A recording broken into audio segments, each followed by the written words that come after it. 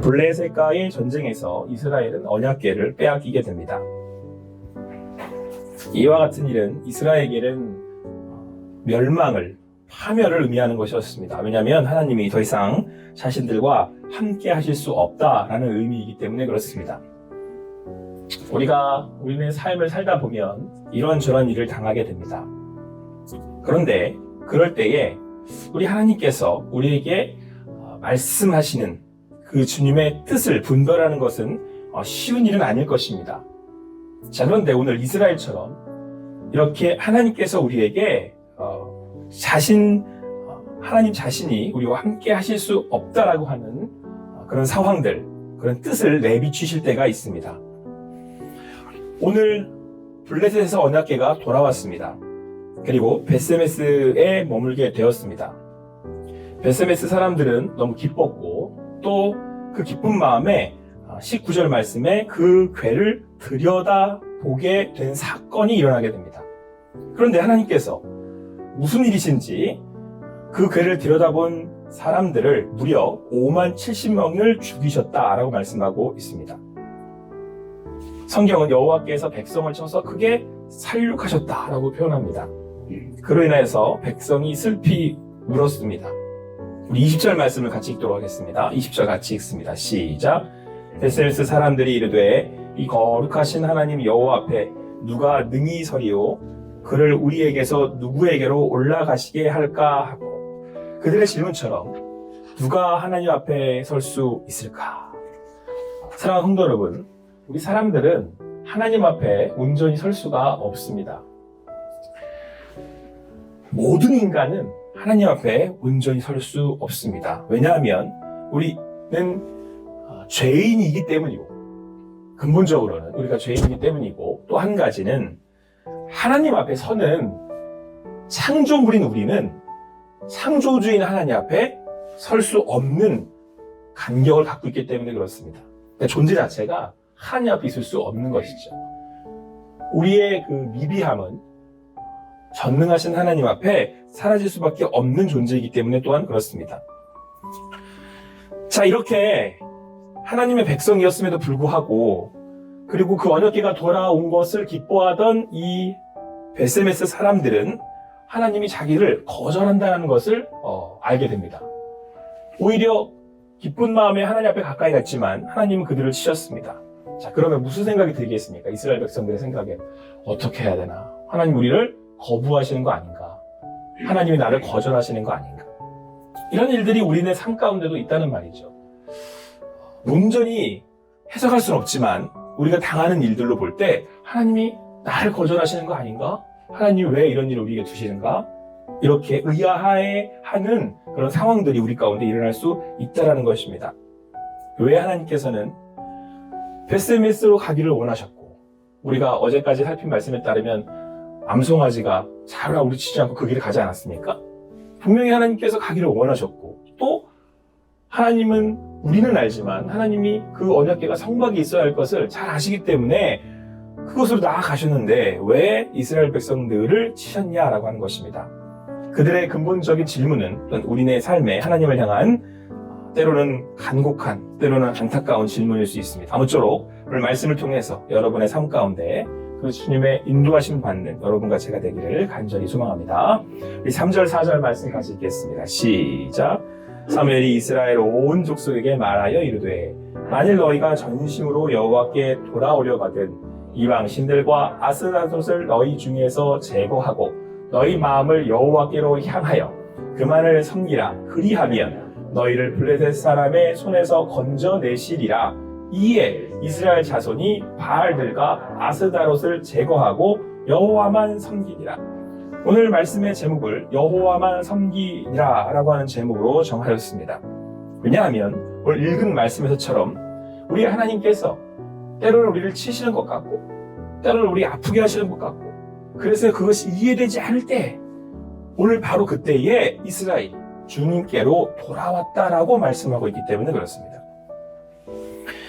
그때에, 그러니까 벳세메스에 하나님의 언약궤가 머물게 되었을 때에 오늘 성경은 사무엘이 온 족속에게 하나님의 말씀을 전하였습니다.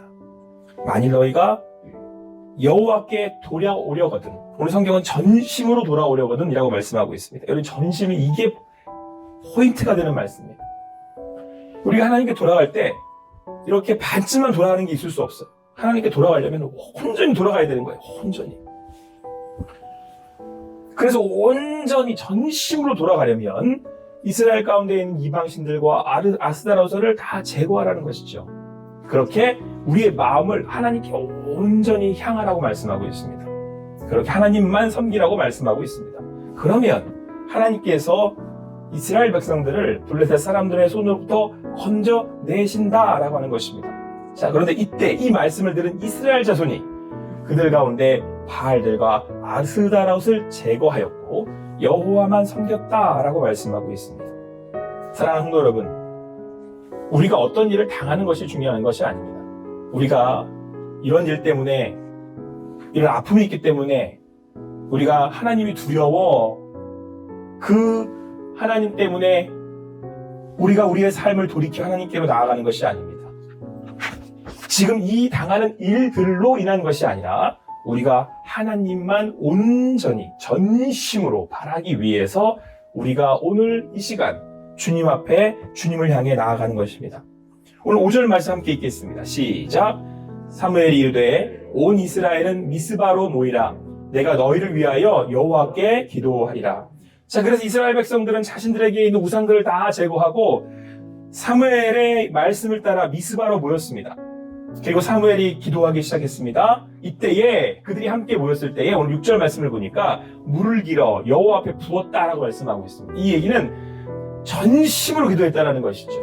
우리로 말하면 눈물로 기도했다는 뜻입니다. 마음을 다하여 그들을 온종일 근식했고 거기에서 하나님 앞에 자기들의 죄를 고백하며 하나님 앞에 나와 회개의 기도로 나아갔던 것입니다. 자, 그랬더니 어떤 일이 벌어졌냐면 오늘 6절 말씀에 따르면 사무엘이 미스바에서 이스라엘 자손을 다스렸다 이렇게 말씀하고 있습니다. 하나님 앞에 하나님께서 우리를 치실 때 때로는 그것이 이해되지 않을 때 무엇을 원하시겠습니까? 그것을 우리를 치시는 게 중요한 게 아니고요. 우리가 하나님을 향해서 전심으로 나아갈 수 있도록 우리를 부르고 계신다는 거예요.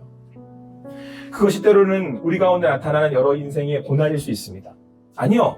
이 아침에 사무엘을 통해서 이스라엘에게 말씀하셨던 것처럼 이 아침에 이 새벽 기도회에서 주신 여러분이 듣는 하나님의 말씀을 통해서일 수도 있습니다. 하나님은 우리가 전심으로 주님을 향해 나아가기를 원하십니다. 우리의 마음이 하나님만 바랄 수 있게 되기를 하나님께서는 원하십니다.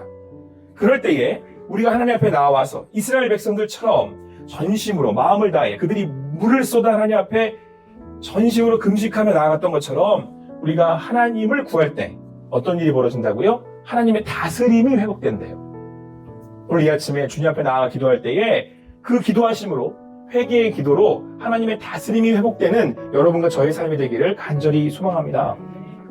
여러분, 우리는 삶의 진정한 평안이 어디에 있습니까? 하나님이 다스리실 때 평안이 회복이 되는 겁니다. 하나님이 우리 가운데 온전히 주님께서 주권을 행사하실 때 우리 가운데 진정한 평안이 오는 것입니다. 그리고 그 하나님과 함께 동행할 때 우리의 삶에 진정한 복이, 행복이 이루어지는 것입니다. 그렇기에 오늘 이 아침에 이스라엘 백성들이 그랬던 것처럼 주님의 말씀에 반응하고 나아가는 여러분과 제가 되기를 간절히 소망합니다. 그런데 여러분, 오늘 이스라엘 백성들이 이렇게 주님 앞으로 나아갈 수 있었던 비결이 어디에 있습니까? 우리 2절 말씀 같이 읽겠습니다. 2절 말씀 같이 읽습니다. 시작. 괴가 기란 여아림에 들어간 날부터 20년 동안 오래 있은지라 이스라엘 온 족속이 여호와를 사모하니라. 아멘. 여러분, 언약궤가 베스메스로 왔는데 그 베스메스 언약궤를 들어갔던 이들이 5만 70명이나 죽어나갔어요. 이스라엘 백성들 입장에서는 이해가 되지 않는 거죠. 그래서 결국은 누구의 집에 머물게 되냐면 오늘 말씀을 보니까 아비나답의 집에 머물게 됩니다. 그 궤가. 근데 그 궤가 기랏 여아림 아비나답의 집에 들어간 날부터 몇 년이 흘렀대요?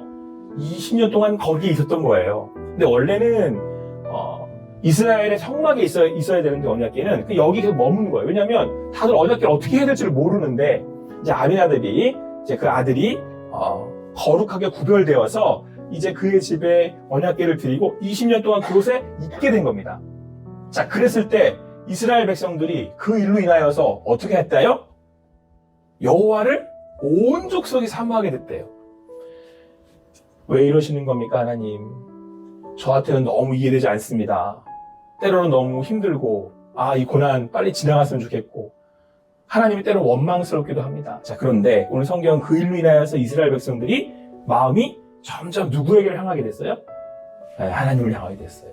오늘은 사모하게 되었다, 이렇게 말씀하고 있습니다. 사랑하는 성도 여러분, 우리네 인생에서 당하는 일들이 때로는 왜 이러십니까?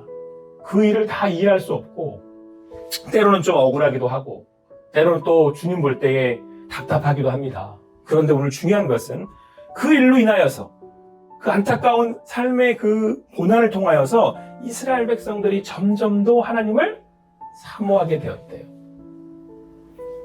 오늘 주시는 말씀처럼 여러분의 삶에 어떠한 자리에 또 어떠한 일들이 벌어지고 있는지 저는 잘 알 수 없지만, 그 일들이 여러분 가운데 때로 주시는 그 안타까움과 그 고난의 자리들이 주님을 향할 수 있는 시간들이 될 수 있게 되기를 간절히 소망합니다. 그렇게 여호와를 사모해가는, 하나님을 점점 사모하실 수 있는 여러분과 제가 되기를 간절히 소망합니다. 여러분, 오늘 그 아비나답의 집에 머물게 되었던 여호와의 괴가 그 아비나답의 집에 머물게 되었음으로 인하여서 무슨 일이 벌어졌습니까? 하나님께 더 가까이 나아갈 수 있게 되었습니다. 여러분, 우리가 그로 인하여서 하나님께 더 가까이 나아갔던 것처럼 우리네 삶에 예수 그리스도로 인하여서 우리가 더욱 하나님께 가까이 나아가게 되었습니다. 오늘 성경은 사무엘이 하나님 앞에 나와서 함께 기도했다고 말씀하고 있습니다. 오늘 우리가 이 당하는 일들을 통하여서 주님께 더 나아가 기도하고 주님 앞에 나아가 주님을 만날 수 있는 비결이 어디에 있습니까? 하나님께서 우리 가운데 예수 그리스도를 보내주셨기 때문에 그렇습니다.